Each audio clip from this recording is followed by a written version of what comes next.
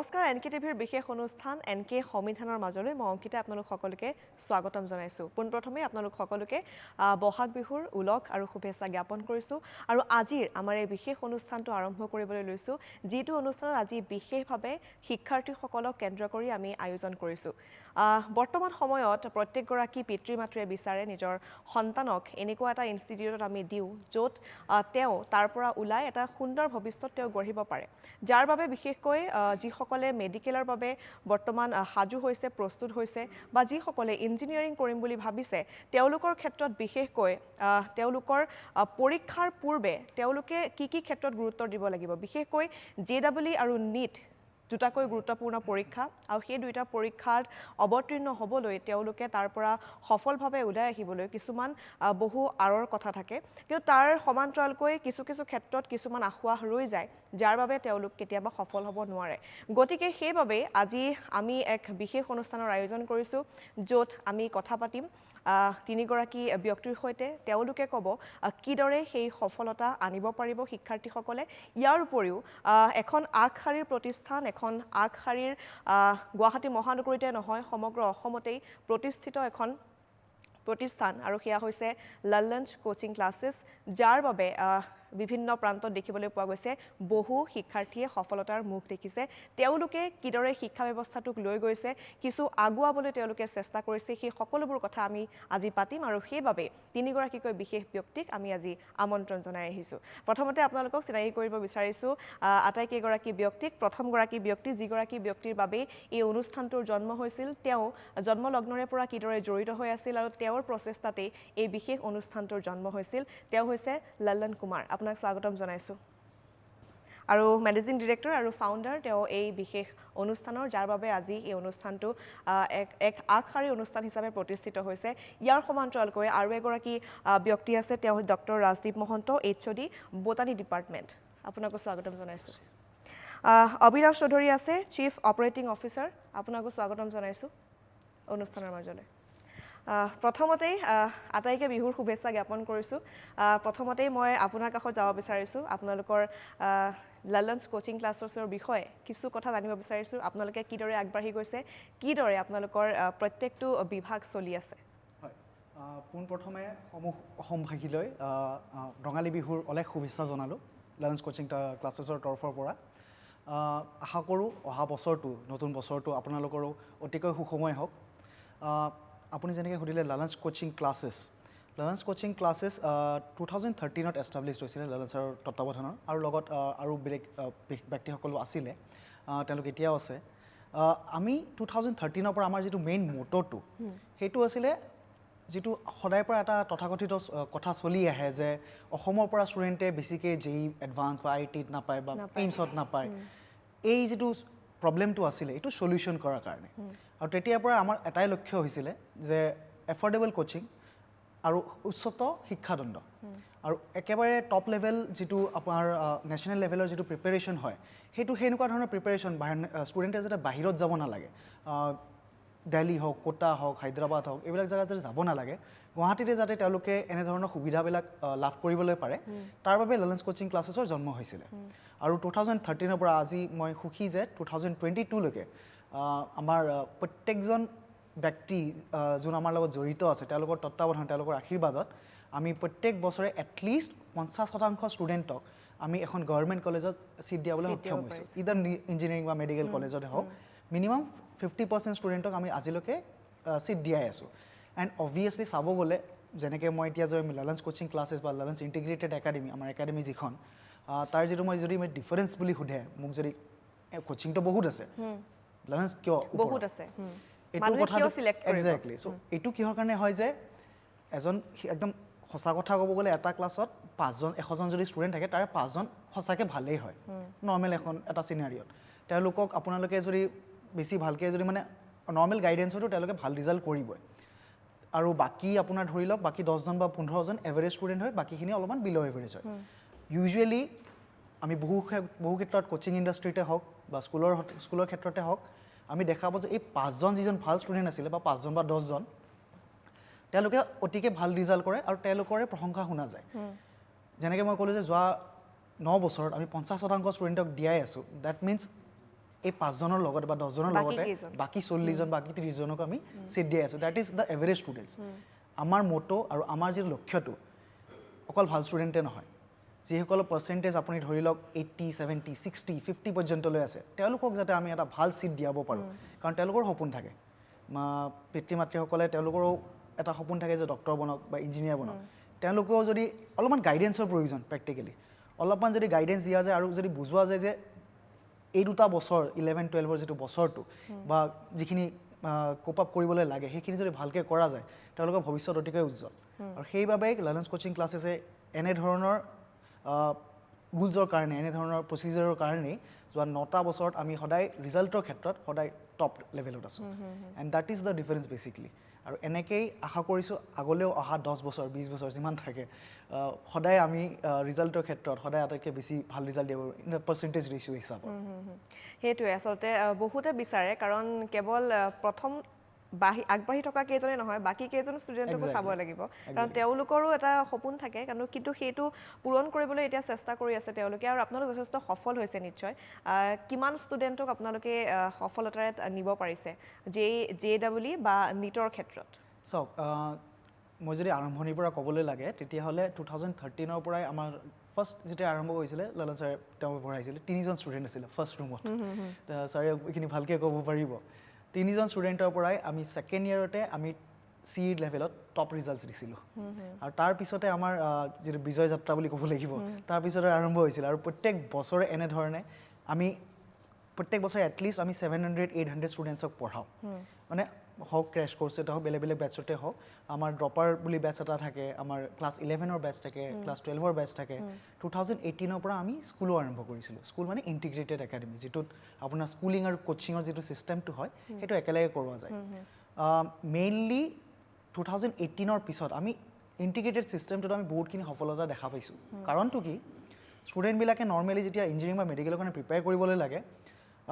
আমাৰ যিটো traditional method,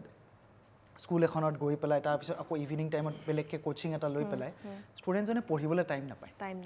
তেওঁলোকৰ হয় কি, একদম চিম্পল কথা এটা যদি মই ক'বলৈ যাওঁ, তেতিয়া এনেকুৱা হয় যে আপুনি যদি ৰাতিপুৱা 9টা বজাৰ পৰা যদি স্কুলিং কৰিছে, 2টা বজালৈকে যদি স্কুল হৈছে, ফটককৈ ঘৰত আহি ভাত পানীটো খাই পেলাই আকৌ 4টা বজাত কোচিঙলৈ যাব হ'লে, 4টাৰ পৰা 7:30লৈকে যদি আপুনি তাতেও থাকে, ঘূৰি আহোঁতে 8টা 8:30 হ'লে, আকৌ ৰাতি আপুনি 12টাত শুবই লাগিব, কাৰণ ৰাতিপুৱা আকৌ 9টা বজাত স্কুল আছে, বেছিকেলি 7টা বজাত উঠিব লাগিব। তো মাক বাপেকেনো কেনেকৈনো ষ্টুডেণ্টক ক'ব যে তই পঢ়ৰ অলপমান, 12টা বজাৰ পিছতনো কেনেকৈনো ক'ব। আৰু ষ্টুডেণ্টৰ সেইখিনিয়ে প্ৰব্লেমখিনি হয়। এই প্ৰব্লেমবিলাক ফেচ কৰাৰ কাৰণে আমি ইণ্টিগ্ৰেটেডটো ষ্টাৰ্ট কৰিছিলোঁ। আৰু তাৰ পিছত আপোনাৰ কুৱেশ্যনটোলৈ আহোঁ যদি মই, যিটো ইঞ্জিনিয়াৰিং বা মেডিকেলৰ যিটো চিলেকশ্যন ৰেচিঅ' আমাৰ প্ৰত্যেক বছৰে এইমছত চিট পাই আছে। আমাৰ প্ৰত্যেক বছৰে IIT JEE, যিটো আমাৰ JEE এডভান্সৰ থ্ৰুদি IITছবিলাকত চিট পাই আছে। এইটো বেচিকেলি যিটো ৰেচিঅ'টো আগতে আছিলে 8জন 10জন ষ্টুডেণ্টে এটা বছৰ পায়, এতিয়া সেইটো বাঢ়ি যায় 20জনলৈকে হৈছে। And that is a success. Exactly, that is a success that we are producing. আৰু আশা আৰু মানুহে এতিয়া চিনি পাইছে আপোনালোকক, মানুহ আহিছে আপোনালোকৰ কাষলৈ, কাৰণ তেওঁলোকে যিটো ফলাফল বিচাৰিছে সেইটো পাইছে। এক্সেক্টলি। আমি কথা পাতি থাকিম, কিন্তু আপোনালোকক কৈছোঁ ফোন লাইনো আমাৰ খোলা থাকিব। যদিহে আপোনালোকৰ কিবা প্ৰশ্ন আছে তেনেহ'লে সুধিব পাৰে। খুবেই আচলতে গুৰুত্বপূৰ্ণ বিষয় আমি পাতি আছোঁ, আৰু 2022 বৰ্ষৰ পৰীক্ষাৰ বাবে কেনেধৰণৰ আচলতে তেওঁলোকে প্ৰস্তুতি কৰিব লাগিব সেই সন্দৰ্ভত এইবাৰ জানিব বিচাৰিছোঁ। লালনজী, আপোনাৰ ওচৰলৈ আহিছোঁ। কেনেকুৱা এইবাৰ 2022ৰ JEE NEET-ৰ বাবে কেনেকুৱা ধৰণৰ প্ৰস্তুতিৰ প্ৰয়োজন হ'ব? नीट और JEE 2022 का एग्ज़ाम आने वाला है। तो अभी जुलाई में 17 जुलाई को नीट का एग्ज़ाम है, और JEE मेन का जून लास्ट वीक में है, प्लस जुलाई लास्ट वीक में है, और JEE एडवांस का एग्ज़ाम अगस्त में अनाउंस हुआ है। तो एक्चुअली अभी जो लास्ट 2 मंथ्स है that is very important. And क्योंकि मैं खुद JEE एडवांस का एग्ज़ाम क्लियर करके और ये सब एग्ज़ाम क्लियर करके मैं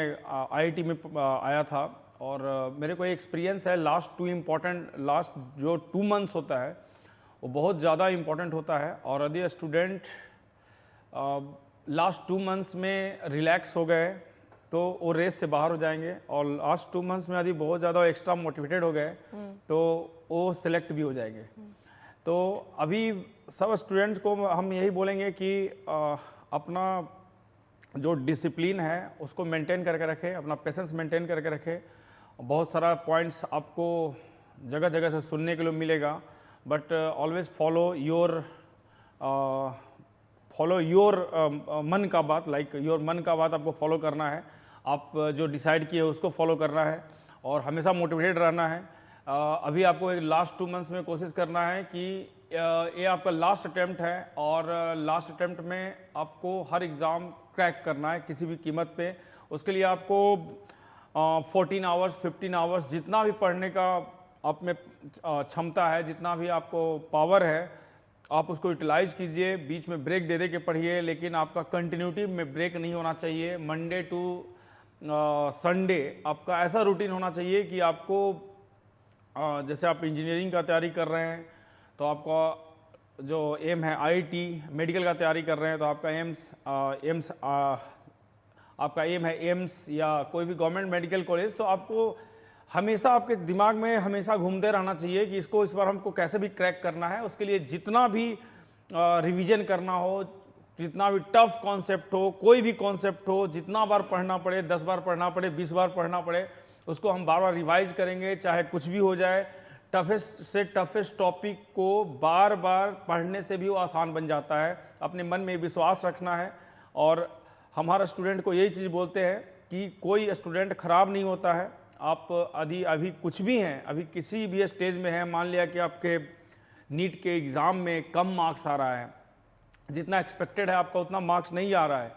और अभी से आपको कोई बोल दिया कि अब तो तुम्हारा कुछ नहीं होने वाला है, अब तो तुम क्वालिफाई नहीं करोगे, तो ऐसे लोगों का बात बिल्कुल मत सुनिए। अपना घर में बैठ के आप टेस्ट खुद से दीजिए। बहुत सारे मॉक टेस्ट पेपर होते हैं, घर पे बैठ के उसको दीजिए और जो कमी है उसको समराइज कर लीजिए कि मेरा जैसे फिजिक्स में कौन सा पोर्शन वीक रह गया है, ऑप्टिक्स से मेरा मार्क्स नहीं आ पा रहा है, मॉडर्न फिजिक्स से मार्क्स नहीं आ पा रहा है, केमिस्ट्री में मेरा इनऑर्गेनिक केमिस्ट्री से मार्क्स नहीं आ रहा है या ऑर्गेनिक से मार्क्स नहीं आ रहा है। तो ऐसे पोर्शन को आप मार्क कर लीजिए और उसको पूरा शांत मन से, पूरा डेडिकेशन से, पूरा कंसंट्रेशन से उतना ज़्यादा टाइम दीजिए कि वो आपको अपना बन जाए। एक चीज़ हमेशा याद रखना है कि हर कमी का इलाज होता है,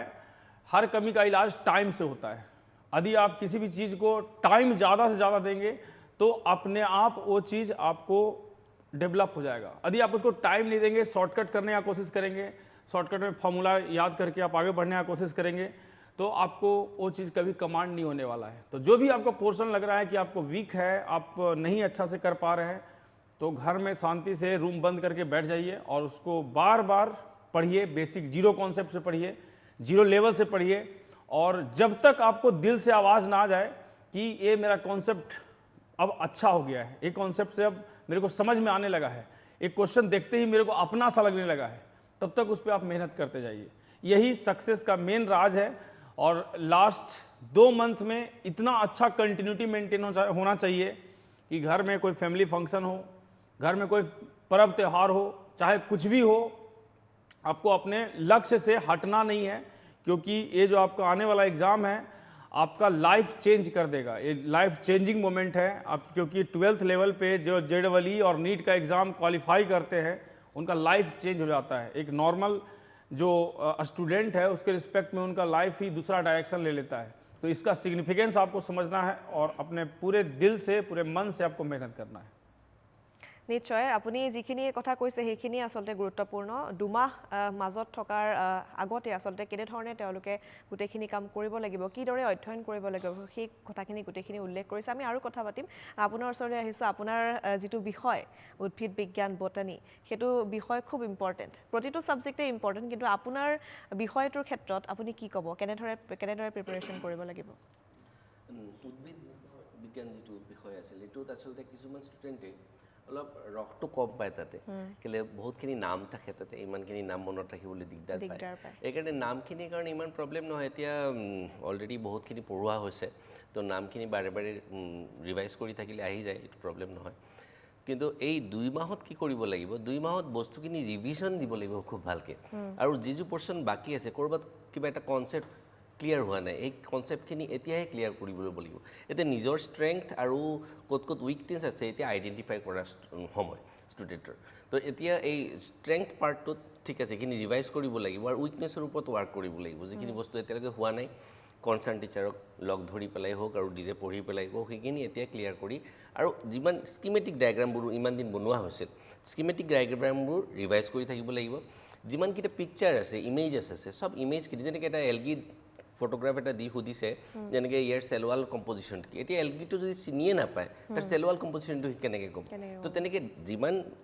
ফটোগ্ৰাফছবোৰ আছে ইমেজেছবোৰ আছে সব লেভেল কৰি পেলাই ঘৰত এবাৰ প্ৰেক্টিছ কৰিব লাগিব এইটো খুব ইম্পৰ্টেণ্ট তাৰ লগতে মক টেষ্টখিনি দি থাকিব লাগিব কিন্তু মক টেষ্টৰ এটা লিমিট থাকে খুব বেছি মক টেষ্ট দিলে কি হয় কিছুমান ষ্টুডেণ্টৰ আকৌ নিগেটিভ ইম্পেক্ট হয় যেনেকৈ গোটেইকেইটাতো আৰু ইমান ভাল স্ক'ৰিং নহ'ব পাৰে তো তাতে এটা নিগেটিভ ধৰি লয় সিহঁতে মোৰ দ্বাৰা নহ'ব সেইটো নহ'ব নালাগে এটা লিমিট এতিয়া মক টেষ্টটো দিয়া যায় কেলে মক টেষ্টটো একচুৱেল প্ৰিপাৰেশ্যনত মানে একচুৱেল যেতিয়া এক্সামত যাব ষ্টুডেণ্টজন তেতিয়া কোনকেইটা আগতে ছল্ভ কৰিব লাগিব কোনটো পিছত ছল্ভ কৰিব কোনটোত অলপ বেছি টাইম দিব লাগিব এইখিনি বস্তু চিলেক্ট মানে এতিয়াই এই প্লেনিংটোৰ কাৰণে মক টেষ্ট দিয়া যায় তো মক টেষ্টটো দৰকাৰ আছে খুবেই দৰকাৰ এটা আইডিয়া হৈ যায় যে এনেকুৱা ধৰণৰ কুৱেশ্যন আহিব পাৰে আৰু কোনটো স্কিপ কৰিব লাগিব কুৱেশ্যন বা এটা আনচাৰ একজেক্টলি নাজানো কিন্তু বাকী তিনিটা ৰং আনচাৰ এইকাৰণে এইটো আনচাৰ হ'ব লাগে তো তেনেকুৱা ধৰণৰ গেছ আমি কৰিব পাৰোঁ কিন্তু একদম আৰ্বিট্ৰাৰিলি কিবা এটা বস্তু আমি নাজানো টিক কৰি থৈ আহিলোঁ তেনেকুৱা হ'ব নালাগে তো এই বস্তুবোৰ মানে মানে প্লেনিংখিনি মক টেষ্টত জেনেৰেলি ষ্টুডেণ্ট এজনে লৈ ল'ব লাগে তো এইটো ইম্পৰ্টেণ্ট খুব ইম্পৰ্টেণ্ট পাৰ্ট কিন্তু টু মাছ মক টেষ্টটো ফেভাৰ্ড নহয় তো তেনেকৈ আগবাঢ়িব লাগিব আৰু সবচে ইম্পৰ্টেণ্ট হৈছে ৰিভিজন পাৰ্টটো কিছুমান ষ্টুডেণ্টৰ আৰু এটা প্ৰব্লেম কি অভাৰ কনফিডেঞ্চ হৈ যায় যে এইখিনি কৰি লৈছোঁ এইখিনি জানো হ'লে নহ'ব আমিও পাহৰি যাওঁ নাম এটা মানে ৰিভিজন নিদিলে এইটো পাহৰি যাবই তো এইখিনি বস্তু যাতে মানে মিছ নহয় এই ৰিভিজন দিয়াটো ইম্পৰ্টেণ্ট সেইটোত বেছি গুৰুত্ব দিব লাগে আৰু ষ্টুডেণ্টৰো পাৰ্ট থাকে দিয়কচোন চবেই ইমান ব্ৰাইট নহ'বও পাৰে কিছুমান অলপমান তেওঁলোক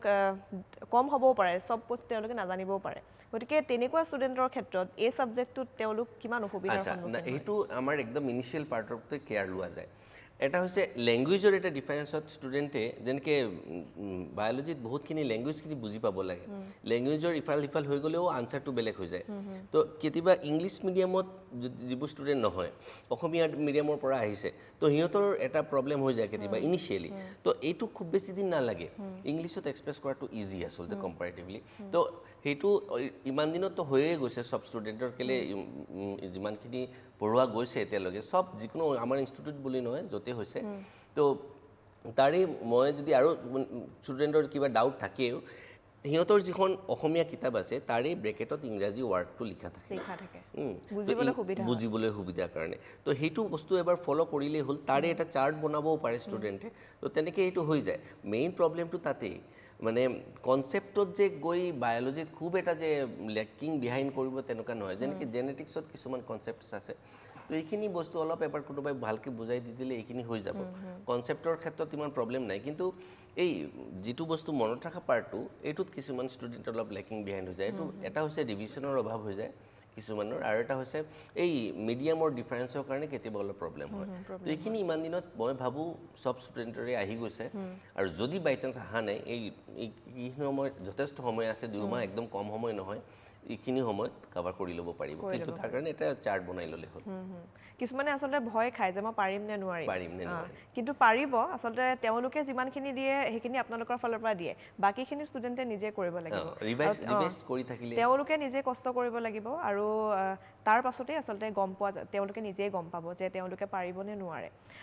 আৰু এটা বিষয় আচলতে মই ভাষাৰ কথাটো আহিছে যেতিয়া আপোনাক সুধিব বিচাৰিছোঁ লালনজী ভাষাৰ ক্ষেত্ৰত যথেষ্ট অসুবিধা হয় কাৰণ আপোনালোকৰ প্ৰায়সমূহ টিচাৰ যিসকল আছে হিন্দী ভাষা তেওঁলোকে কয় বা ইংলিছত তেওঁলোকে গোটেইখিনি পঢ়ায় কিন্তু অসমীয়া যিসকল ষ্টুডেণ্ট যায় তেওঁলোকে অসমীয়া বিভাগৰ পৰা যায় তেওঁলোকৰ ক্ষেত্ৰত কি অসুবিধা হয় আৰু তেওঁলোকৰ সেই প্ৰব্লেমটো সলিউশ্যন আপোনালোকে কেনেকৈ দিয়ে देखिए अब मतलब साइंस सीखने के लिए सबसे बड़ा चीज़ तो लैंग्वेज कोई बैरियर नहीं है बट हम लोग कोशिश का इस बार हम लोग इनिशिएटिव लिए हैं कि पूरे असम में जैसे रिमोट प्लेसेस में बहुत जगह कोचिंग का यहाँ पे फैसिलिटी अवेलेबल नहीं है अच्छे ट्यूटर्स के द्वारा तो हम लोग इस बार अन अकेडमी के साथ पूरे आसाम में आसामीज लैंग्वेज में हम लोग कोर्सेज लॉन्च किए हैं नीट के लिए, JEE के लिए। शॉर्ट टर्म कोर्स भी लॉन्च किए हैं और फुल टर्म कोर्स भी लॉन्च किए हैं, 1 ईयर 2 ईयर ये सब कोर्स भी लॉन्च किए हैं। इसमें हम लोग स्टूडेंट्स को जैसे आसाम के किसी भी पार्ट में वो बैठे हुए हैं और आसामीज लैंग्वेज में हम लोग उनको गाइड करेंगे, क्योंकि हम लोग का जो फैकल्टी का टीम है बहुत बड़ा है और उसमें बहुत सारे ऐसे फैकल्टी हैं जो आसामीज में बहुत अच्छे से आसामीज लैंग्वेज में साइंस को समझा सकते हैं, पढ़ा सकते हैं। तो हम लोग उनको वहाँ पे क्लास देते हैं और उसके थ्रू वो मतलब सिस्टमेटिकली सारा कोर्सेज, सारा क्लासेस हम लोग ऑनलाइन वे से उनको कंडक्ट करवाते हैं, जिससे कि स्टूडेंट आसामीज मीडियम में सारा चीज़ बिल्कुल 0 लेवल से सीख पाए और अपने जो आने वाला एग्ज़ाम है नीट 2023 या JEE 2023 या उससे बोर्ड का भी एग्ज़ाम का तैयारी कर सकते हैं। तो ऐसा हम लोग उसके लिए हम लोग सुविधा प्रदान कर रहे हैं। এইটো ভাল আপোনালোকে পদক্ষেপ লৈছে। কেতিয়াৰ পৰা এইটো আৰম্ভ কৰিছে আপোনালোকে? हम लोग का ऑलरेडी नीट के लिए ये कैप्सूल कोर्स स्टार्ट हो चुका है आसामीज लैंग्वेज में। उसमें बहुत सारे स्टूडेंट आसाम के डिफरेंट पार्ट से इनरोल किए हैं and they are highly benefited. उनको बहुत बेनिफिट हो रहा है क्योंकि हम लोग क्लासेस बिल्कुल टाइम से स्टार्ट करते हैं। 4 बजे क्लास होता है तो हम 4 बजे क्लास स्टार्ट हो जाता है और रेगुलरली पूरे वीक में हर दिन 2 क्लास हो रहा है और ये नीट का एग्ज़ाम का 1 वीक पहले तक ये क्लास चलेगा। तो ऐसे ही हम लोग नेक्स्ट मंथ JEE का क्रैश कोर्स स्टार्ट कर रहे हैं और क्लास 11 का रेगुलर क्लास स्टार्ट कर रहे हैं। क्लास 12 का भी रेगुलर क्लास स्टार्ट कर रहे हैं JEE और नीट के लिए। नीटৰ কাৰণে तो आसामीज लैंग्वेज में कोई भी स्टूडेंट इसको ज्वाइन कर सकता है और कहीं भी है आसाम के किसी भी पार्ट में है और उसको मतलब अच्छा गाइडेंस यदि नहीं है तो वो मतलब एक टॉप लेवल का गाइडेंस ले सकता है। খুবেই ভাল আসলতে এইটো সুবিধা তেওঁলোকে প্ৰদান কৰিছে। যিসকলে আসলতে ভাষাৰ ক্ষেত্ৰত অসুবিধা পায় তেওঁলোকৰ বাবে এইটো খুবেই আসলতে ভাল হ'ব। আৰু এটা কথা সুধিব বিচাৰিছোঁ, আপোনালোকৰ ফেচিলিটিজবোৰ কেনেকুৱা? লেবৰ ক্ষেত্ৰতে হওক বা ইণ্টিগ্ৰেটেড যিখিনি কোৰ্চেছ আছে সেইখিনি ক্ষেত্ৰত কেনেকুৱা ধৰণৰ আপোনালোকৰ পদক্ষেপ লৈছে আপোনালোকে? হয়, এইটো ক্ষেত্ৰত মই ক'ব খুজিম, নৰ্মেলি যেতিয়া ইণ্টিগ্ৰেটেড একাডেমি বুলি কোৱা যায়, যিহেতু অসমত এইটো অহা আপোনাৰ ধৰক 5-6 বছৰ আহিছে বা আগতে আহিছে, চ' বহুতখিনি মানুহে এৱেৰনেছটো সিমান ভালকৈ নাই। আৰু গুৱাহাটীত আজিকালি বহুত ভালকৈ বা চিটিবিলাকত হৈছে, বাট কিছুমান ক্ষেত্ৰত ইণ্টিগ্ৰেটেড বুলি কোৱা গ'লে ভাবা যায় যে অকল ফিজিক্স, কেমেষ্ট্ৰি, বায়'লজি বা ফিজিক্স, কেমেষ্ট্ৰি, মেথছ অকল পঢ়োৱা যাব, বাকীবিলাক পঢ়োৱা নাযাব। তেনে ক্ষেত্ৰত Lalanch coaching classes, Lalanch integrated academy different কিয় মই সেইটো বুজাই দিম একেলগে। হয়, এনেকুৱা হয় যে বহুত ইণ্টিগ্ৰেটেড একাডেমিত আপোনাৰ অকল যিকেইটা মেইন ছাবজেক্টকেইটা থাকে, যেনেকৈ ফিজিক্স হ'ল, কেমেষ্ট্ৰি হ'ল বা বায়'লজি হ'ল নীটৰ কাৰণে, এইকেইটা ভালকৈ পঢ়োৱা যায় বা বাকীবিলাক বস্তু আপুনি স্কুলত বেলেগকৈ কৰিব লাগে। আমাৰ তাতে ক্ষেত্ৰত হয় কি, আমাৰ যিটো গুৰুত্বটো দিয়া যায় এণ্ট্ৰেঞ্চৰ ক্ষেত্ৰতে হওক বা বৰ্ডৰ পৰীক্ষাতে ক্ষেত্ৰত সমানে দিয়া যায়। এনেকুৱা নহয় যে বৰ্ড পৰীক্ষাটো আপোনাৰ একেবাৰে এলাগি কৰি দিয়া যাব। সম্পূৰ্ণভাৱে গুৰুত্ব সেইটোতো থাকিব, কাৰণ অবভিয়াছলি বৰ্ডৰ যিটো মাৰ্কছটো সেইটো আমাৰ কাৰণে বহুত ইম্পৰ্টেণ্ট। আমিও এতিয়া ময়ো ষ্টেট বৰ্ডতে পঢ়ি অহা ষ্টুডেণ্ট হয়, চ' অবভিয়াছলি আমাৰ কাৰণেও মাৰ্কছটো যিটো হাই ছেকেণ্ডেৰী মাৰ্কছটো বা ক্লাছ 10ৰ মাৰ্কছটো যিটো এইটো বহুত ইম্পৰ্টেণ্ট আছিলে আৰু বহুত সংখ্যক পেৰেণ্টৰ কাৰণেও ষ্টুডেণ্টৰ কাৰণেও এইটো ইম্পৰ্টেণ্ট হ'ব। চ' সেইটো কাৰণে আমি এইটো কৰিব নোৱাৰোঁ যে অকল ফিজিক্স, কেমেষ্ট্ৰি, বায়'লজি বা ফিজিক্স, কেমেষ্ট্ৰি, মেথছ পঢ়াই পেলাই আমি এৰি দিব নোৱাৰোঁ। ইংলিছ, ফিজিকেল এডুকেশ্যন, CBSE ষ্টুডেণ্টৰ কাৰণে কম্পিউটাৰ ছায়েন্স, চাইক'লজি, ছায়েন্স ষ্ট্ৰীমৰ যদি হয়, যদি আপোনাৰ ধৰক HCৰ কাৰণে অল্ড ইংলিছ হৈ গ'ল, ইংলিছ হৈ গ'ল, কম্পিউটাৰ ছায়েন্স বা যিকোনো ধৰণৰ ছাবজেক্ট, এইবিলাক ছাবজেক্টটো বহুত ইম্পৰ্টেণ্ট। ৰিজন কি, আপোনাৰ ধৰক ফিজিকেল এডুকেশ্যন, ইংলিছ আছে, আপোনাৰ যদি পাৰ্চেণ্টেজ যদি এজন ষ্টুডেণ্ট নৰ্মেল ষ্টুডেণ্টে উঠাই চাই, যদি তেওঁলোকে যদি নীট বা JEE যদি এছপাইৰেঞ্চ হয়, তেওঁলোকৰ যদি বৰ্ডৰ পাৰ্চেণ্টেজটো চাই, মেক্সিমাম মানুহৰ হ'ব কি, যিটো পাৰ্চেণ্টেজ কমিছে বুলি কয় নহয়, এইবাৰ ছাৰ ভাল নহ'ল, মোৰ মাৰ্কছটো কমিছে, পাৰ্চেণ্টেজ ৰিজনটো কি, ইংলিছে কমাই দিছে বা বেলেগ ছাবজেক্ট এটা, ফিজিক্স, কেমেষ্ট্ৰি, বায়'লজি ঠিকে কৰিব, এনেকুৱা ধৰণৰ ছাবজেক্ট এটাত কমি আহে। চ' সেইটো কাৰণে আমি সম্পূৰ্ণ গুৰুত্ব দিওঁ। এনেকুৱা নহয় যে এইকেইটা ছাবজেক্টতো গুৰুত্ব থাকিবই, তাৰ লগতে ইংলিছ, ফিজিকেল যিকেইটা ছাবজেক্টৰ কথা মই ক'লোঁ, গোটেইকেইটা ছাবজেক্টৰ ক্লাছ হয় এণ্টায়াৰলি, প্লাছ সেইকেইটাত মাৰ্কছৰ ক্ষেত্ৰতে হওক, গোটেইখিনিতে হওক, লেবৰ পৰা আৰম্ভ কৰি গোটেইখিনি হয়। আমাৰ নিজৰ ইনষ্টিটিউটত লেবো আছে, চ' লেবো আপোনাৰ গোটেইখিনি কৰোৱা যাব, গোটেই সম্পূৰ্ণভাৱে লেব কৰোৱা যায়। প্লাছ ফেচিলিটিছৰ ক্ষেত্ৰত প্ৰত্যেকটো ক্লাছতে যিহেতু আমি একেলগে স্কুলিঙৰ যিটো পঢ়াটো, যিটো বৰ্ডৰ পঢ়াটো আৰু এণ্ট্ৰেঞ্চৰ পঢ়াটো একেলগে কৰোৱা যায়, টাইমটো বহুতখিনি বচুৱাই দিয়া যায়। এক্সট্ৰা ডাউট ক্লাছ আমি সদায় ৰাখোঁ আচ্ছা ডাউট ক্লাছ ৰখাৰ কাৰণটো এইটোৱে যাওক এজন ক্লাছত যেনেকৈ বেলেগ বেলেগ ধৰণৰ ষ্টুডেণ্ট থাকে কিছুমান ষ্টুডেণ্টৰ ডাউট থাকি যাব পাৰে আৰু তেওঁলোকে এইটো ভয়তে কিবোৰ আমি মেক্সিমাম ষ্টুডেণ্টৰ ক্ষেত্ৰত দেখিছোঁ আৰু ইমান বছৰ থকাৰ পিছতো দেখিছোঁ যে সুধিবলৈ টান পায় টান পায় এটা ক্লাছত মই সুধি দিলে লাজ পাম নোৱাৰি কিবা এটা হ'ব আৰু মোক কিজানি গালিয়ে দিয়ে কোনোবাই হাঁহিবই কিজানি সেইটো ভয়তে বহুতে নুসুধে এই প্ৰব্লেমটো ছল্ভ কৰাৰ কাৰণে আমি এক্সট্ৰাকৈ ডাউট ক্লাছ দি আহিছোঁ যাতে যাৰ যদি ডাউট আছে তেওঁলোকে ইমিডিয়েটলি সেইটো ক্লাছত ফেকাল্টি থাকিব তেওঁলোকৰ লগত কথা পাতি পেলাই এইটো প্ৰপাৰ ক্লাছ এটাও নহয় যাতে তেওঁলোকে লাজ নাপায় বা কোনো ধৰণৰ শংকা নকৰে তেওঁলোকে ছেপাৰেটলি আহি পেলাই সুধিব আৰু সেইটো কাৰণে স্পেচিফিকেলি টাইম এলট থাকে সেইটোত হয় কি বেচিকেলি যাৰ অলপমান কিবা এটা সৰু সুৰা ডাউটো থাকিব পাৰে কিছুমানৰ সৰু ডাউট এটাৰ কাৰণে পিছলৈ যে টান অংকটো নিমিলা হয় আৰু সেইটো আমি ছল্ভ কৰিবৰ কাৰণে এনেধৰণৰ ডাউট ক্লাছৰ স্পেচিয়েল ফেচিলিটিটো দিয়া গৈছে প্লাছ আমাৰ হোষ্টেলছ ফেচিলিটি আছে হোষ্টেল ফেচিলিটিছ নিজৰে হোষ্টেল ফেচিলিটিছ আছে আৰু সম্পূৰ্ণভাৱে উচ্চ মানদণ্ডৰ হোষ্টেলছ এইবিলাক গোটেইখিনি সুবিধাই প্ৰদান কৰা যায় তাতে এজন ষ্টুডেণ্টক অভিয়াছলি মাক বাপেকে যেতিয়া দি থৈ যায় তেওঁলোকে আশা কৰে যে হোষ্টেলতে থাকক বা য'তেই নাথাকক ভালকৈ মাক বাপেকে যেনেকৈ গুৰুত্ব দিয়ে বা যেনেধৰণে কেয়াৰ কৰে ইনষ্টিটিউটেও বা হোষ্টেলে যাতে সেনেকৈ গুৰুত্ব দিয়ে আৰু আমি এই বস্তুটো বুজি পাই আমাৰ যিটো ছিষ্টেমটো তাকে আমি তেনেধৰণে ডেভেলপ কৰিছোঁ ইণ্ডিভিজুৱেল কেয়াৰ প্ৰত্যেকজন ষ্টুডেণ্টকে যাতে ইণ্ডিভিজুৱেল কেয়াৰটো তেওঁলোকে ফিল কৰে প্লাছ প্ৰত্যেকজন ষ্টুডেণ্টৰ কাৰণে আমি মেণ্টৰশ্বিপ কৰাই দিওঁ যাতে প্ৰত্যেকজন ষ্টুডেণ্টৰ লগত তেওঁলোকৰ এইটো বয়সটো যিটো 11-12 বয়সটো বা 8-9-10 যিটো বয়সটো যিটো উঠি অহা বয়সটো তেওঁলোকে এইটো টাইমত কিছুমান ষ্টুডেণ্ট এনেকুৱা লৈ যে মই ডাঙৰ হৈছোঁ কিছুমানৰ লাগে যে নাই মই এতিয়াও সৰুৱে আছোঁ চ' এই কনফিউজনৰ ষ্টেজ এটা বহুত আৰু এই সঁচা কথা ক'ব গ'লে এই দুটা বছৰে আপোনাৰ লাইফটো ডিচাইড কৰে পিছলৈ কি হ'ব 10 বছৰ পিছত এখন বেঞ্চতে বহি থকা 4জন ল'ৰাৰ এজনে US-ত থাকিব নে ক'ত থাকিব এজনে গুগলত চাকৰি কৰিব এজনে এইমছৰ ডক্টৰ হ'ব বা এজনে একো কৰা নাই এইটো ডিপেণ্ড হয় এইটো বছৰত আৰু সেইটো কাৰণে আমি প্ৰত্যেকজন ষ্টুডেণ্টকে মেণ্টৰশ্বিপ কৰি ইণ্ডিভিজুৱেল কেয়াৰ দিওঁ যাতে কোনোজন পিছ পৰি নাযায়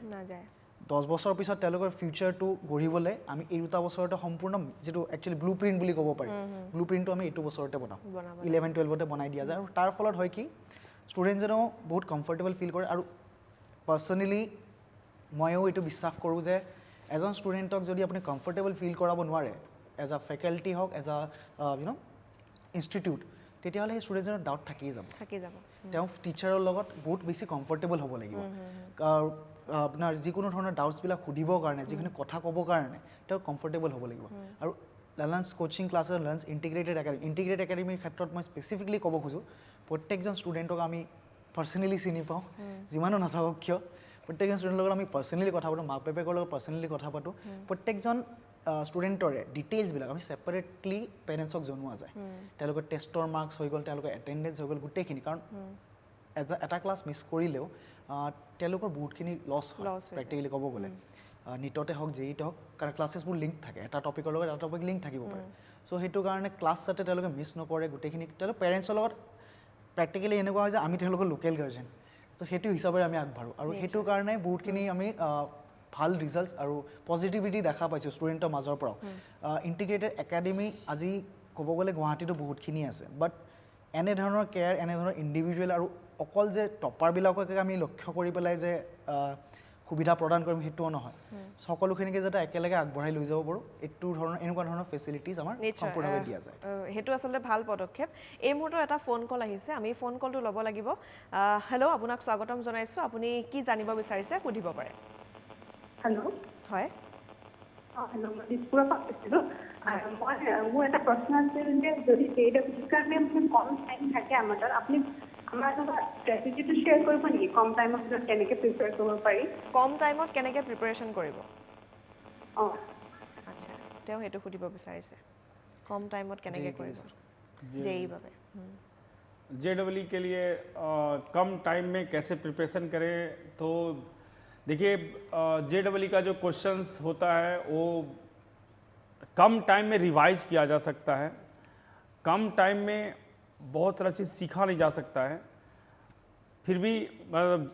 स्टूडेंट जो पहले से पढ़ चुके हैं 2 साल या 3 साल उनको कम टाइम में कैसे रिवाइज करना है उनको हर चैप्टर का शॉर्ट नोट्स उनको बना लेना है जैसे जब उनका क्लास चल रहा था तो हर एक चैप्टर में फॉर एग्ज़ाम्पल आयन इक्विलिब्रियम पढ़ रहे थे, तो आयन इक्विलिब्रियम का लेक्चर 1 में कौन सा फार्मूला ऐसा था जिससे बाकी सारा दूसरा फार्मूला कोरिलेट किया जा सकता है, दूसरा फार्मूला डिराइव किया जा सकता है, वैसे फार्मूलाज का, वैसे कॉन्सेप्ट का लिस्ट तैयार रखना है, कम टाइम में उसको रिवाइज करना है। दूसरा चीज़, हर दिन एक टेस्ट देना है। जैसे आज फिजिक्स का टेस्ट दे दिए 1 आवर का, तो फिजिक्स का फुल टेस्ट देना है। फुल टेस्ट में आपको किस किस पोर्शन में फिजिक्स का प्रॉब्लम हो रहा है, नेक्स्ट दिन केमिस्ट्री का टेस्ट देना है, उसके नेक्स्ट दिन मैथ का टेस्ट देना है। 1 आवर का टेस्ट देके उसमें अपना वीकर पोर्शन कि मेरा किस पोर्शन से क्वेश्चंस नहीं सॉल्व हो रहा है, ऐसा कौन सा पोर्शन है जिसको देख के हमको डर लग रहा है। रिमेनिंग 23 आवर्स में पूरा कोशिश करना है कि उस फिजिक्स का वो पोर्शन अपना स्ट्रॉन्ग कर लेना है। और उसके लिए हम टेक्निक पहले ही बता दिए हैं कि यदि आप टाइम किसी भी टॉपिक को दीजिएगा, वो आपका वीक भी है, तो यदि आप उसको बार बार पढ़िएगा तो आपका स्ट्रॉन्ग हो जाएगा। उसके लिए आपको बस एक पेशेंस मेंटेन करना है, और वो पेशेंस तभी मेंटेन होगा जब आपको अपने ऊपर बहुत ज़्यादा सेल्फ कंट्रोल है। जैसे फॉर एग्जांपल हम लोग केमिस्ट्री में ही आयनिक इक्विलिब्रियम पढ़ रहे हैं। आयनिक इक्विलिब्रियम बहुत बड़ा चैप्टर है केमिस्ट्री का, और कोई सोच रहा है कि हमको JEE में उससे क्वेश्चन बनाना के ही आना है। हम लोग आज केमिस्ट्री का टेस्ट दिए और उसमें मेरे से आयनिक इक्विलिब्रियम का क्वेश्चन नहीं बना, तो हम लोग क्या करेंगे कि आयनिक इक्विलिब्रियम का जो भी मेरे पास मटेरियल अवेलेबल है, NCERT अवेलेबल है, या कोई भी बुक अवेलेबल है, या क्लास नोट्स अवेलेबल है, यदि हम कहीं क्लास किए हैं तो हम लोग वहाँ का पूरा एक जगह से उसका पूरा नोट्स जहाँ से मेरे से क्वेश्चन नहीं बना है उसको पढ़ेंगे, और उसको इतना बार पढ़ेंगे जिससे कि मेरा डर खत्म हो जाए उससे, कि नेक्स्ट टाइम जब हम लोग टेस्ट दें तो आयनिक इक्विलिब्रियम का क्वेश्चन मेरे से सबसे पहले बन जाए। इतना बार उसको रिवाइज करना है। तो ये कम टाइम में रिवाइज करने का सबसे सही तरीका है short notes plus daily test. This is most effective method. আৰু ইয়াৰ উপৰিও বিভিন্ন বহুজন শিক্ষাৰ্থীৰ কেতিয়াবা বহু অসুবিধা হয়, তেওঁলোকক কিছু মটিভেট কৰিবলৈ কিছুমান কাহিনী আমি শুনিব লাগে আচলতে। সেইবাবে আপোনাৰ পৰা জানিব বিচাৰিছোঁ আপোনাৰ ছাকচেছ ষ্টৰিটো কেনেকুৱা আছিলে, আজিৰ যিটো পৰ্যায় আপুনি পাইছে তাৰ আৰু যথেষ্ট আপোনাৰ কষ্ট আছে, সাধনা আছে, কিদৰে আপুনি আগবাঢ়ি আহিছিলে জানিব বিচাৰিছোঁ। কষ্টটো নিশ্চয় আছে, মানে মোৰ লাইফ ষ্টৰি শুনিব খুজিছে। আচ্ছা, আপুনি কেনেকৈ ক্ৰেক কৰিছিলে? নাই একচুৱেলি মই মোৰ এটা ট্ৰেজেডি হৈছিল তেতিয়া। মোৰ ফুড পয়জনিং হৈ গৈছিল ডিউৰিং এক্সাম পিৰিয়ড। তো এইকাৰণে খুব এটা ভাল ৰিজাল্ট নহ'ল, কিন্তু যেতিয়া মিছ কৰিলোঁ 4 মাৰ্কছৰ ডিফাৰেঞ্চত এটা মিছ কৰা গ'ল। নেক্সট টাইম গ্ৰেজুৱেশ্যনৰ কাৰণে প্ৰিপেৰেশ্যন কৰি আছিলোঁ, তো ডিগ্ৰীত যেহেতু ষ্টুডেণ্টৰ নাম্বাৰ কমি যায়, এইকাৰণে একেটা ছেইম ডেট মানে এক্সামটো দিয়া হ'ল। তো আইদাৰ মেডিকেলৰ কাৰণে বহিব পাৰিব, নহ'লে তেনেকুৱা ধৰণৰ আছিল। তো আমিতো সেইটো দিছিলোঁ বহুত লং বেক 99, তেতিয়া ডাঙৰ ডাঙৰ কুৱেশ্যন লিখিব লগা হৈছিল। তো এতিয়া সেইটো দিন নাই। তো ঠিকে আছে, তো নেক্সট গ্ৰেজুৱেশ্যন কৰিলোঁ, মাষ্টাৰ্ছ কৰিলোঁ, PhD কৰিলোঁ। তো তেনেকৈ আৰু। কিন্তু ষ্টুডেণ্টছৰ ক্ষেত্ৰত বহুত ষ্টুডেণ্ট এনেকুৱা আছে যিহঁতি মানে এনেকুৱাও বহুত মানে পিছ পৰি থকা ষ্টুডেণ্ট মটিভেট কৰি দিয়াৰ পিছত যেতিয়া মানে বহুত ভাল ৰিজাল্ট কৰি গৈছে তেনেকুৱাও আছে। আৰু কিছুমান ষ্টুডেণ্টৰ মানে মিছফৰ্চুন, সেইখিনি মই অলপ ক'ব খুজিছোঁ। যেনেকৈ এবাৰ কি হ'ল, এজনী ষ্টুডেণ্ট, মই নাম মেনশ্যন কৰিলে, খুশবু সিনহা। তো খুব ব্ৰিলিয়েণ্ট ষ্টুডেণ্ট, মানে যিকোনো বস্তু সুধিলে আনচাৰ পোৱা যায় তাইৰ পৰা। তো এক্সাম হলৰ পৰা তাই ওলাই আহি মোক ইমিডিয়েট ফোন কৰি সুধিলে, ছাৰ কুৱেশ্যন পেপাৰ কি আপুনি ছেট কৰিছিল নি? মানে সব কমন পৰিছে। মোৰ তোমাৰ এক্সাম কি হৈছে? ছাৰ মোৰ ভাল নহ'ল। কেলৈ ভাল নহ'ল? 25th কুৱেশ্যনৰ আনচাৰটো 26ত মাৰ্ক কৰি দিলে। আচ্ছা, মানে কুৱেশ্যন পেপাৰখন পাই ইমানে ভাল হ'ল, তাইৰ আনচাৰ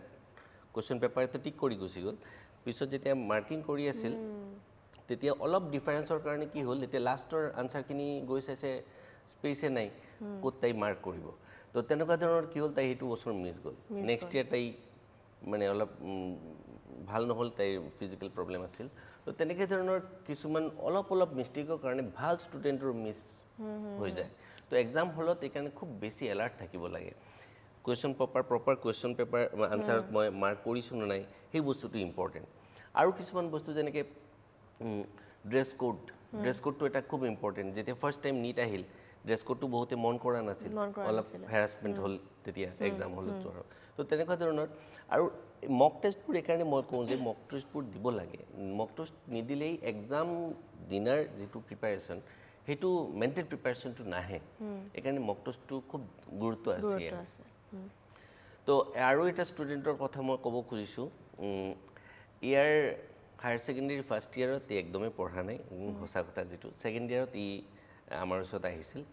ছেকেণ্ড ইয়েৰত অহাৰ পিছত যেতিয়া মই দেখা পালোঁ তো ফাৰ্ষ্ট ইয়েৰ কমপ্লিট ভেকেণ্ট একদম গমেই নাপায় তো যি হওক ছেকেণ্ড ইয়েৰত অলপ চিনচিয়াৰলি পঢ়িলে আমি এইটো বিষয়ে কথা পাতিম এটা ফোন কল আহিছে আমি ফোন কল ল'ব লাগিব হেল্ল' আপুনি কোনে কৈছে হেল্ল' মোৰ নাম অনুজ ৰায় হ'ল হয় আপুনি কি জানিব বিচাৰিছে সুধিব পাৰে মই জানিব বিচাৰিছোঁ মানে কেনেকৈ কৰ্চ ফিজ হয় বা লণ্ডনৰ কোচিং ইনষ্টিটিউট গুৱাহাটীত আছে নে নাই ক্লাছবোৰ কেনেকৈ হয় ফেকাল্টিবোৰ পঢ়োৱা হয় এইবোৰ মানে বেছিকখিনি জানিব বিচাৰিছোঁ মানে আপুনি ক'ৰ পৰা কৈছে মই গুৱাহাটীৰ পৰা কৈছোঁ আপুনি কি জানিব বিচাৰিছে ক্লাছেছবোৰৰ বিষয়ে ক্লাছবোৰ মানে ফেকাল্টিৰ মানে বাহিৰৰ হয় বা ইয়াৰ হয় মানে আমাৰ লগ আৰু কোচিং ইনষ্টিটিউট মানে অলৰেডি ফাংচন আছে মানে ইয়াত আপুনি কিহৰ বাবে প্ৰিপেয়াৰ কৰি আছে কিন্তু মই নকৰোঁ মানে মোৰ এজন ভাইটি আছে মানে JEE আৰু নিটৰ কাৰণে জানিব বিচাৰিছিলোঁ মানে ক্লাছৰ মেথডবোৰ সুধিছে ক্লাছেছবোৰ কেনেকৈ কৰে আপোনালোকে কেনেকুৱা ধৰণেৰে সেইখিনি কথা ইতিমধ্যে আমি কথা পাতিছোঁৱেই সেইকাৰণে আপুনি কৈছেই চমুকৈ অকণমান কৈ দিলে ভাল হয় ক্লাছ ষ্টাৰ্ট কৰছোঁ যদি মানে এতিয়া চাওক প্ৰত্যেকজন ষ্টুডেণ্টৰে প্ৰিফাৰেঞ্চবিলাক বেলেগ বেলেগ হ'ল যোনটো ক্লাছত পঢ়ি আছে সেইটো হিচাপে আমি ক্লাছেছবিলাক ষ্টাৰ্ট কৰাওঁ যেনেকৈ আমাৰ ধৰক প্ৰি ফাউণ্ডেশ্যন বুলি যিটো কওঁ আমি বেচটো আজিকালিৰ দিনত মানুহে কাৰণ 11-12ত যদি প্ৰিপেয়াৰ কৰে JEE বাবে বা নিটৰ বাবে যদি প্ৰিপেয়াৰ কৰে নিটত প্ৰত্যেক বছৰে অলমষ্ট 15 to 17 লাখ ষ্টুডেণ্টে দিয়ে মানে 17-18 লাখ ষ্টুডেণ্টে পৰীক্ষাই দিয়ে তাৰ ভিতৰত চিলেক্ট হোৱাটো মানে যিকেইটা ছিট আছে সেইকেইটা ছিটৰ কাৰণে যদি চিলেক্ট হ'ব লাগে তেতিয়াহ'লে এইটো প্ৰবেবিলিটিৰ কথা এটা ক'ব গ'লে অল অভাৰ ইণ্ডিয়াত তাতকৈ বেছি স্কুলছ আছে ছিটতকৈ বেছি প্ৰত্যেকজন টপাৰক ধৰিলেও সিও ছিট নাপায় তেনেকুৱা ধৰণৰ ক্ষেত্ৰৰ বাবে আমি প্ৰত্যেকটো ষ্টুডেণ্টৰ কাৰণে আমি বেলেগ ধৰণৰ ক্লাছেছ আৰম্ভ কৰোঁ এতিয়া সেইকাৰণে প্ৰি ফাউণ্ডেশ্যন বেচটো যিটো এইটোত হয় কি একচুৱেলি ক্লাছ 9-10ৰ পৰাই আমি ইণ্টিগ্ৰেটেড ছিষ্টেম ষ্টাৰ্ট কৰিছোঁ সেইটোত হ'ব কি ক্লাছ 9-10ৰ পৰা আপোনাৰ এণ্ট্ৰেঞ্চ প্ৰিপাৰেশ্যনলৈকে যিটো বস্তু আপুনি 2 বছৰত পঢ়িব লগা আছিলে 4 বছৰ 9-10-11-12 4 বছৰত আপুনি সেইখিনি বস্তুখিনি ডিটেইলছ ষ্টাইলত পঢ়িব অট'মেটিকলি ষ্টুডেণ্ট এডভান্স হৈ থাকিব আৰু আগলৈও তেওঁৰ সুবিধাটো সেনেকৈ আৰম্ভ হৈ যাব চ' 9ৰ কাৰণে আমাৰ প্ৰি ফাউণ্ডেশ্যনৰ বেচটো আমাৰ ষ্টাৰ্ট হ'ব 20 এপ্ৰিলৰ পৰা সেইটোতো আমি ষ্টাৰ্ট কৰিম 20 এপ্ৰিলৰ পৰা তাৰপিছত আপোনাৰ ক্লাছ যিসকলে HCCC এক্সাম আমাক কাউন্সিলৰ যিটো ষ্টেট বৰ্ডৰ যিটো এক্সামটো দিলে তেওঁলোকে এতিয়া ফ্ৰী ক'ব গ'লে ক্লাছ 12ৰ পিছত তেওঁলোকে এতিয়া নিট বা JEE কাৰণে তেওঁলোকে প্ৰিপাৰেশ্যন কৰি আছে CBSE ষ্টুডেণ্টৰ কাৰণে হৈছে কি তেওঁলোকৰ যিটো টাইম টেবুলটো সেইটো 1.5 মাহ 2 মাহৰ টাইম টেবুল এটা দিয়া গৈছে এইবাৰ মাজত বহুখিনি গেপ আছে ফিজিক্স কেমেষ্ট্ৰি মাজতে হওক বা যিকোনো ছাবজেক্টৰ ক্ষেত্ৰত মাজত গেপ দিয়া আছে তেওঁলোকৰ হৈছে কি এতিয়া প্ৰিপাৰেশ্যন কৰিবলৈ যিটো এইটো লাষ্ট মোমেণ্টৰ যিটো প্ৰিপাৰেশ্যনটো সেইটো কাৰণে তেওঁলোকৰ সময়খিনি বহুতে তাকৰ চ' সেইটো কাৰণে আমি ক্ৰেছ কোৰ্চ ষ্টাৰ্ট কৰিছোঁ ক্ৰেছ কোৰ্চো আমাৰ ষ্টাৰ্ট কৰা গৈছে ক্ৰেছ কোৰ্চটোত হয় কি বেছিকেলি যিটো আমাৰ ৰাজদীপ ছাৰে অলৰেডি আগতে কৈছে ৰিভিজনটো এণ্টায়াৰলি যিটো ৰিভিজনটো সেইটো আমাৰ হ'ব 18 তাৰিখৰ পৰা ক্ৰেছ কোৰ্চ সোমবাৰৰ পৰা আমি জইন কৰিব পাৰিব ক্ৰেছ কোৰ্চটো থাৰ্ডলি ড্ৰপাৰ বেচ যিটো আমি কওঁ ক্লাছ 12ৰ পিছত তেওঁলোকে এটা বছৰ সম্পূৰ্ণ বছৰটোৰ যিটো কোৰ্চটো এইটো 2022 নহয় 23ৰ কাৰণে অহা বছৰৰ কাৰণ অলৰেডি যেনেকৈ মই ক'লোঁ একেবাৰে ইজিও নহয় নিট বা JEE বহুতৰে গোটেই বছৰটো তেওঁলোকে অলপো প্ৰিপেয়াৰো কৰা নাই তেওঁলোকে মানে এণ্ট্ৰেঞ্চৰ ক্ষেত্ৰত বেছি এটা বিশেষকৈ প্ৰিপেয়াৰ কৰা নাই বহুতে ভাবি থৈ দিয়ে আৰু অসমত এইটো বস্তু বহুতে চলে যে প্ৰথমতে বৰ্ডটো ক্লিয়াৰ কৰি লওঁ তাৰপিছত এণ্ট্ৰেঞ্চ ট্ৰাই কৰিম তাৰপিছত এবছৰ ড্ৰপ দিম দি পেলাই এণ্ট্ৰেঞ্চটো ট্ৰাই কৰিম চ' সেনেধৰণৰ ষ্টুডেণ্টসকলৰ কাৰণে এটা বছৰ কমপ্লিটলি কোৰ্চটোৰ কাৰণে আমি 26 এপ্ৰিলৰ পৰা 26 এপ্ৰিলৰ পৰা আমি ড্ৰপাৰ বেচটো ষ্টাৰ্ট কৰিম তাত আমাৰ গোটেইকেইটা চেণ্টাৰত আমাৰ ভেটাপাৰা আমাৰ GS road zoo road Maligaon Satgaon আৰু অসমৰ বাকীসকল যিসকল ইনষ্টিটিউট আমাৰ চেণ্টাৰ্ছ আছে গোটেইকেইটা চেণ্টাৰত ষ্টাৰ্ট হ'ব নতুনকৈ আমি আৰু এটা পদক্ষেপ লৈছোঁ ভেটাপাৰাত আমি গুৱাহাটী ভেটাপাৰাত আমি ৰেচিডেঞ্চিয়েল কেম্পাছ এটা বনাইছোঁ ৰেচিডেঞ্চিয়েল কেম্পাছটো এইটো কাৰণেই বহুত ইম্পৰ্টেণ্ট যে নৰ্মেলি ষ্টুডেণ্ট এজন যেতিয়া ইনষ্টিটিউট এটাত পঢ়ে তেওঁলোকৰ হোষ্টেল ফেচিলিটিজ যিখিনি হয় বা তেওঁলোকৰ ক্লাছেছখিনি যিখিনি হয় বেলেগ বেলেগ কেম্পাছত হ'লে তেওঁলোকে ৱাকিং ডিষ্টেঞ্চত তেওঁলোকে যাবলৈ লাগে ৰেচিডেঞ্চিয়েল ফেচিলিটিটো আমাৰ যিটো এতিয়া ষ্টাৰ্ট কৰা গৈছে অ'পেনিং আছে 18 তাৰিখে একচুৱেলি তাতে হ'ব কি আপোনাৰ এটা বিল্ডিঙতে আপোনাৰ হোষ্টেল ক্লাছেছ গোটেইখিনি একেলগে হ'ব এইটো এটা ভাল সুবিধা হয় চ' আৰু ফেচিলিটিজৰ ক্ষেত্ৰতো গোটেই কেম্পাছটোৱে আমাৰ চ' তেওঁলোকে কোনো বাহিৰত যোৱা কোনো দিগদাৰিও নাপায় বা বাহিৰত যোৱাৰ কোনো তাতে সম্পূৰ্ণ মেডিকেল ফেচিলিটিজ 24/7 মেডিকেল ফেচিলিটিজ থাকিব ইনভাৰ্টাৰ জেনেৰেটৰ গোটেইখিনি যিখিনি সুবিধা লাগে ষ্টুডেণ্ট এজনক এটাই কাম থাকিব পঢ়া তাৰ বাহিৰে বেলেগ একো তাত নাই। থকা আৰু তাত থকা আৰু পঢ়া so' basically it's an entirely educational system residential কমপ্লেক্সটো আমাৰ বহুত দিনৰে সপোন আছিল ললান ছাৰৰ বহুত দিনৰ সপোন আছিলে এইটো কৰাৰ কাৰণে কাৰণ যিটো ৰেচিঅ'টো হৈ যায় তাৰপিছত যিটো কাৰণ বেলেগ কামেই নাই ওচৰৰ ৰুমটোলৈ যায়নো কিনো আড্ডা মাৰিব কাৰণ লগৰজনে পঢ়িয়ে আছে চ' এনেধৰণৰ সমস্যাবোৰ লগে লগে ছল্ভ হৈ যায় ছেকেণ্ডলি আমাৰ যিটো ৰুলছবিলাক থাকে আজিকালি পেৰেণ্টছ 2 বছৰৰ পৰা আগতে নাছিলে বেছি এটা এতিয়া আকৌ হৈছে লাষ্ট 2 বছৰৰ পৰা পেৰেণ্টছৰ ক্ষেত্ৰত দেখা পোৱা গৈছে যে ফোনটোলৈ বহুত দিগদাৰি পাইছে মানে অনলাইন চলিলতো 2 বছৰ চ' অনলাইন চলাৰ কাৰণে জুমতে হওক বা যি ধৰণৰ ছফ্টৱেৰ ইউজ কৰা হওক ষ্টুডেণ্টে কয় যে মই পঢ়ি আছোঁ ফোনত পঢ়ি আছোঁ লেপটপত পঢ়ি আছোঁ চ' তেনেধৰণৰ কথাৰ বাবে ফোনটো এতিয়া এনেকুৱা হৈছে ষ্টুডেণ্টৰ পৰা আপুনি আনিব নোৱাৰে এজ এ পেৰেণ্ট না ফোনটো লৈ আনিব নোৱাৰে ষ্টুডেণ্টজনে ক'ব যে মই পঢ়াটো বন্ধ কৰি দিলে বা ফোনটো দিব নোৱাৰে কিবা একেবাৰে এনি টাইমটো চাই থকাটো পচিবল নহয় চ' তেনেধৰণৰ ক্ষেত্ৰত আমি ফোন বা মোবাইল মানে লেপটপ এইবিলাকৰ ক্ষেত্ৰতো আমি যিটো ৰেচিডেঞ্চিয়েল কেম্পাছটো ষ্টাৰ্ট কৰিছোঁ তাতে সম্পূৰ্ণভাৱে ৰেষ্ট্ৰিকশ্যনছৰ ব্যৱস্থা কৰিছোঁ তেওঁলোকৰ যাতে সম্পূৰ্ণ দায়িত্বটো ল'ব পৰা যায় আৰু ডিষ্ট্ৰেকশ্যন যাতে তেওঁলোকৰ নাথাকে টিভি আপোনালোকৰ NK-TVৰ জৰিয়তে মই এইটো কথাও ক'ব খুজিম যে অসমত এনেধৰণৰ পেৰেণ্ট বহুত আছে যোনে মানে একেবাৰে হাইৰাণ হৈ গৈছে ষ্টুডেণ্টৰ এই ফোনৰ উৎপাতত বা লেপটপৰ উৎপাতত গেমৰ ক্ষেত্ৰত আমি সদায় পাওঁ এনেকুৱা কাহিনী এক্সেক্টলি চ' এনেধৰণৰ সমস্যাবিলাক ছল্ভ কৰিবৰ কাৰণে আমি ৰেচিডেঞ্চিয়েল কমপ্লেক্সটো ষ্টাৰ্ট কৰিছোঁ য'ত এই গোটেই প্ৰব্লেমছবিলাক ৰেষ্ট্ৰিকশ্যনৰ ক্ষেত্ৰত পঢ়াৰ ক্ষেত্ৰত সম্পূৰ্ণভাৱে উচ্চত শিক্ষা প্লাছ ফেচিলিটিজ লাইব্ৰেৰী ফেচিলিটিজ থাকিব তাতে কম্পিউটাৰ লেব আছে আমাৰ বায়'লজি লেব ফিজিক্স লেব কেমেষ্ট্ৰি লেব প্ৰেক্টিকেল যিটো শিক্ষাটো হয় তেওঁলোকে যাতে সম্পূৰ্ণভাৱে পঢ়িবলৈ পায় আৰু মোক লালান ছাৰে বহুতবাৰ আগতেও কৈছে তেওঁ যেতিয়া IITৰ কাৰণে প্ৰিপেৰেশ্যন কৰি আছিলে কম্পিটিশ্যন হৈছিলে ৰুমমেটৰ মাজতে তেনেধৰণৰ হেল্ডি কম্পিটিশ্যন যিটো এটা কম্পিটিটিভ এনভাইৰনমেণ্ট এটা গঢ়াৰ কাৰণে আমি ৰেচিডেঞ্চিয়েল কমপ্লেক্সটো ট্ৰাই কৰিম আৰু আশা কৰিছোঁ সফল হ'ব নিশ্চয় সফল হওক আৰু গম পালে নিশ্চয় বহু দৰ্শকে যিহেতু অনুষ্ঠানটো চাই আছে আৰু এটা ফোন কল আহিছে আমি ফোন কলটো ল'ব লাগিব এই মুহূৰ্তত হেল্ল' আপুনি কোনে কৈছে হেল্ল' হেল্ল' নাই আমাৰ সংযোগ বিচ্ছিন্ন হৈছে আৰু এটা ফোন কল আছে আমি ল'ব লাগিব হেল্ল' আপুনি কোনে কৈছে নাই আমাৰ সংযোগ বিচ্ছিন্ন হৈছে দুটাকৈ ফোন আছিলে কিন্তু কাটি গৈছে আপোনাৰ ওচৰলৈ আহিছোঁ আপোনাৰ পৰা সেই কথাখিনি আকৌ জানিব বিচাৰিছোঁ তো মই সুধিছিলোঁ ক্লাছত যে চবে ফৰ্ম ফিল আপ কৰিছেনে নীটৰ কাৰণে তেতিয়া কৈছে ছাৰ নীট আৰু মই বহুত ডিষ্টেঞ্চ কৈছোঁ কিয় ফৰ্ম ফিল আপ কৰোঁতেতো প্ৰব্লেম নাই ফৰ্মটো ফিল আপ কৰিব পাৰা ছাৰ ইমান পইচাকেইটা ৱেষ্ট কৰি কি লাভ তো মই ক'লোঁ ঠিক আছে তোমাৰ ইমান ক্ৰাইচিছ হৈছে যদি তুমি মোৰ পৰা লৈ লোৱা অলপ পইচা কিন্তু তুমি ফৰ্মটো ফিল আপ কৰা তাৰ অলপ চেণ্টিমেণ্টত লাগিলে সি ফৰ্ম ফিল আপ কৰি আহিলে ফৰ্ম ফিল আপ কৰি 2 দিন মূৰত সি ডাইৰেক্ট আমাৰ ঘৰলৈ আহি গ'ল এই মোৰ কলিং মেইল দিওঁতে মই চাইছোঁ আৰু তুমি কৈছে ছাৰ ফৰ্মটোতো ফিল আপ কৰিছোঁ এতিয়া ফৰ্ম যদি ফিল আপে কৰিছোঁ টাইমখিনি ৱেষ্ট কৰি লাভ নাই তো কিবা লিখিব লাগিব কি পঢ়িম তেতিয়া কৈছোঁ ইমান শ্বৰ্ট টাইমত কি পঢ়িবা তো তাক কিতাপ দুখনমান দি মই কৈছিলোঁ চব কুৱেশ্যনছখিনি ছল্ভ কৰি যোৱা এইটোৱে বেষ্ট এতিয়া তোমাৰ ধৰক চিলেবাছ পঢ়ি পেলাই ইমান প্ৰিপেৰেশ্যনৰ টাইম নাই যিখিনি থিয়ৰী জানা এতিয়া কুৱেশ্যন ছল্ভ কৰা আচৰিতকৈ সেইটো ষ্টুডেণ্টে খুবকৈ সি যিমান কুৱেশ্যনছ আছে আনচাৰবোৰ চব কৰিলে আমাৰ তাতেও চেণ্টাৰত আহি এক্সাম দিলে এক্সামতো খুব ভাল ৰিজাল্ট কৰিলে আৰু সেইটো বছৰত ফাৰ্ষ্ট এটেম্পটতে লাষ্ট মাৰ্ক যিটো আছিল তাৰে মাৰ্কছে চিলেক্টেড হৈ আচলতে ভাল এনেকুৱা ধৰণৰ লাষ্ট টাইম মানে সেই সময়ত যিখিনি মটিভেশ্যন আছে সেইখিনি আচলতে দৰকাৰ হয় নিশ্চয় আৰু এটা ফোন কল আহিছে আমি ফোন কলটো ল'ব লাগিব হেল্ল' আপুনি কোনে কৈছে হেল্ল' মই ৰাজ বৰুৱা কৈ আছিলোঁ মই অলপ জানিব বিচাৰিছোঁ লাৰ্ণ কোচিং ইনষ্টিটিউটৰ পৰা যে তেওঁলোকৰ ক্ৰেছ কৰ্চ কেনেকুৱা আছে আৰু ফি ষ্ট্ৰাকচাৰটো কেনেকুৱা ফি ষ্ট্ৰাকচাৰটো সুধিছে আৰু ক্ৰেছ কৰ্চ কেনেকুৱা হয় ক্ৰেছ কোৰ্চটো আমাৰ ৰিচেণ্টলি আমি ষ্টাৰ্ট কৰিছোঁ আৰু নতুনকৈ বেচ ষ্টাৰ্ট হ'ব আপোনাৰ সেৱা যিটো আমাৰ HCC কাউন্সিলৰ ষ্টুডেণ্টসকল আছে তেওঁলোকৰ কাৰণে অলৰেডি ষ্টাৰ্ট কৰিছোঁ আৰু আদাৰ বেচ আনাদাৰ বেচ এটা 18 তাৰিখৰ পৰা আমি ষ্টাৰ্ট কৰাম।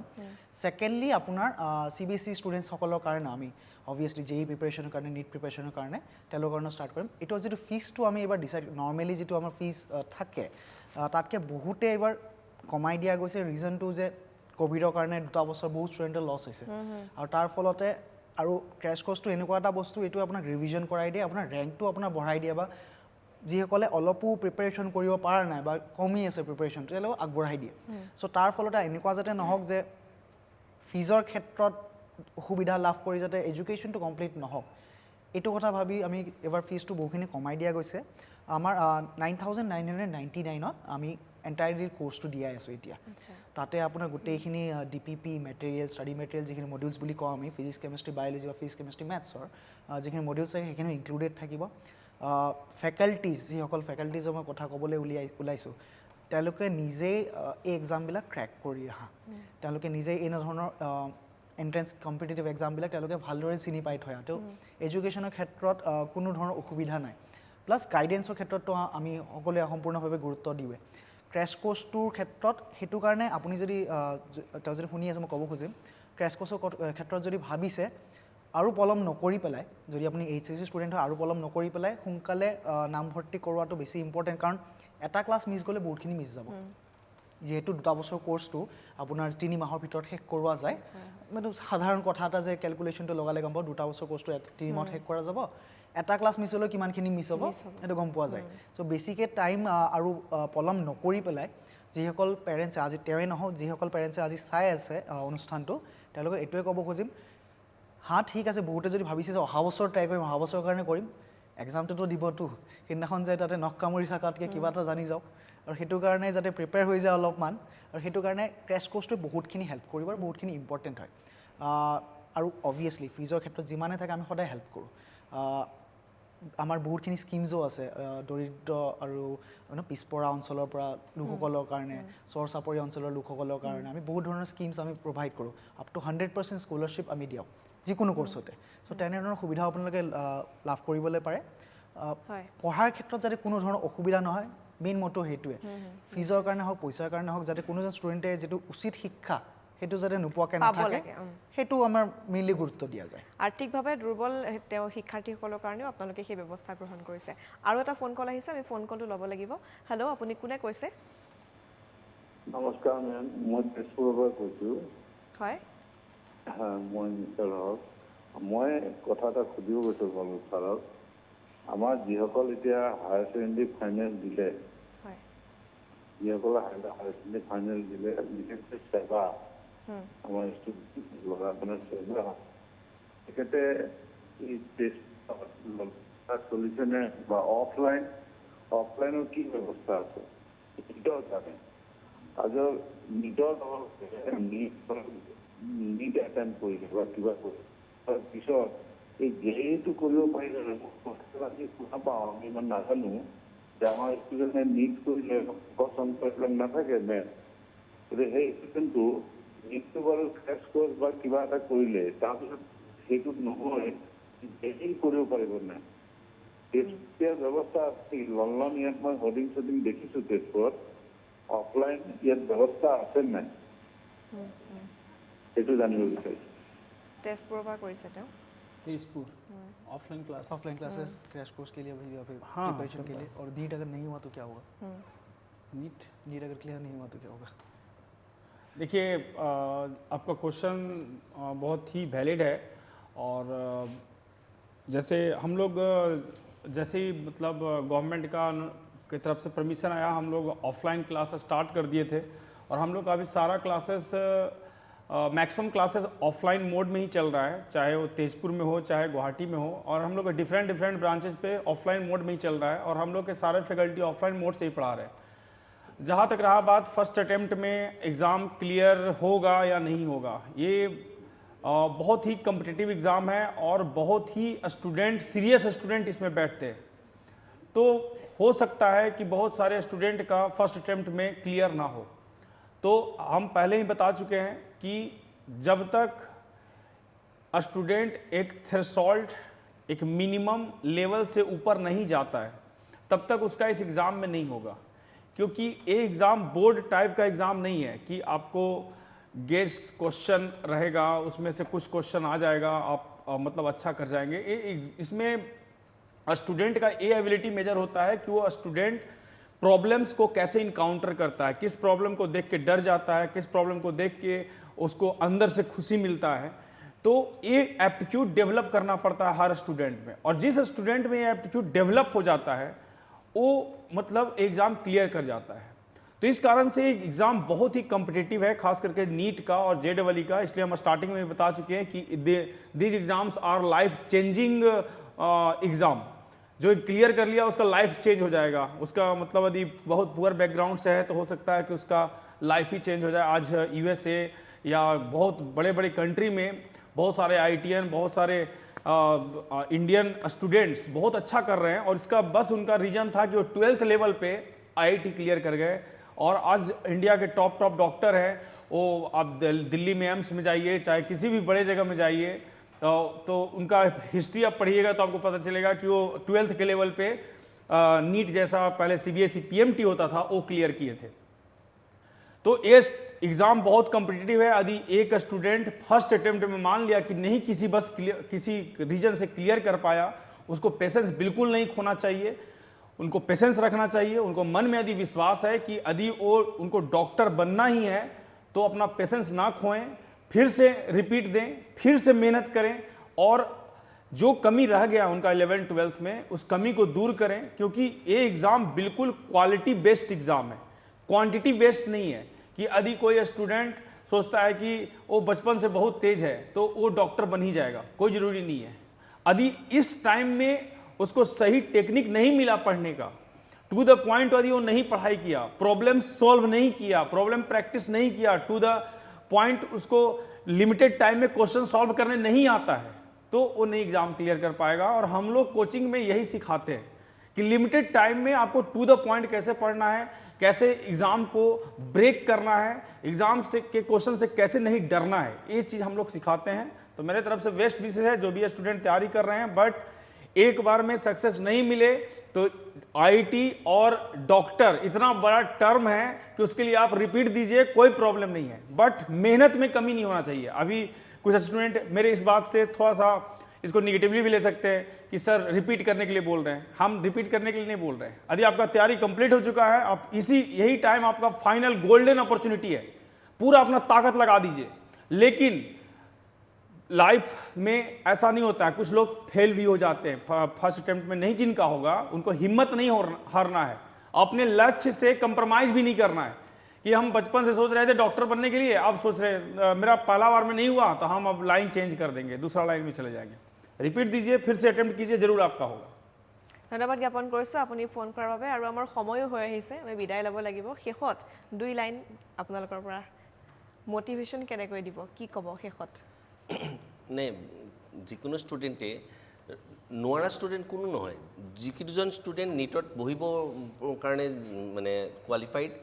সব ষ্টুডেণ্টৰে একজন ভাল ডক্টৰ হোৱাৰ কেপাচিটি থাকে।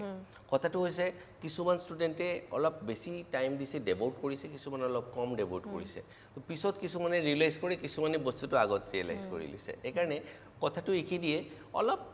যিকেইদিন আছে বৰ কম দিন নহয়, 2 মান্থছ যদি আছে হাতত, যথেষ্ট টাইম এইখিনি যদি ভালকৈ কামত লগাই দিয়া যায় আৰামতে ক্লিয়াৰ হৈ যাব পাৰে। নিশ্চয় আপোনাৰ পৰা बस हम यही बोलेंगे सारे एस्पिरेंट्स को कि कुछ किए बिना जय जयकार नहीं होती, कोशिश करने वालों की हार नहीं होती। थैंक यू, बेस्ट विशेष। আপুনি কি ক'ব শেষত? বহু সংখ্যক ষ্টুডেণ্টে যিসকলে অলৰেডি প্ৰিপেয়াৰ কৰি আছে JEE এক্সামৰ কাৰণে বা নীট এক্সামৰ কাৰণে, তেওঁলোকলৈ শুভেচ্ছা। তেওঁলোকে যাতে ভালকৈ এক্সামটো দিয়ে আৰু ভয় যাতে নাখায়, আৰু যি ধৰণৰ প্ৰিপেৰেশ্যন কৰি আছে তেনেধৰণে যাতে প্ৰিপেৰেশ্যন কৰি থাকে। যিসকল আৰু ফেকাল্টিয়ে তেওঁলোকক যিটো কথা কৈছে,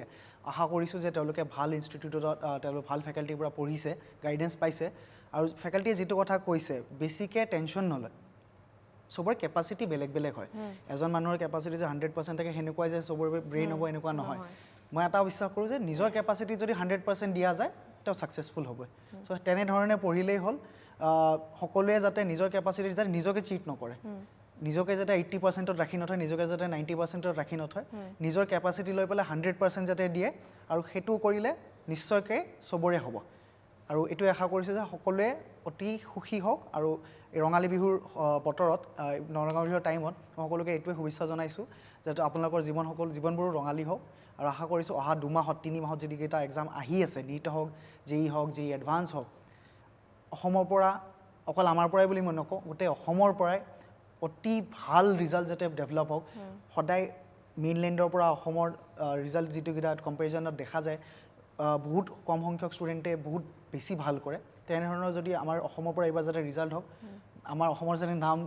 নেশ্যনেল প্লেটফৰ্মত উজ্বলে, তাকে আশা কৰিছোঁ। নিশ্চয় ধন্যবাদ জ্ঞাপন কৰিছোঁ আপোনালোক আটাইকে আজি অহাৰ বাবে। খুব ভাল লাগিলে কথা পাতি, আৰু আপোনালোকে এইখিনি সময় দিয়াৰ বাবে বহুত বহুত ধন্যবাদ জ্ঞাপন কৰিছোঁ। আৰু ইয়াৰ লগে লগে NK সংবিধানৰ পৰা মই অংকিতাই বিদায় ল'ব লাগিব। চাই থাকিব NK TV, আৰু আজিৰ এই অনুষ্ঠানৰ পৰা বিদায় লৈছোঁ। ধন্যবাদ।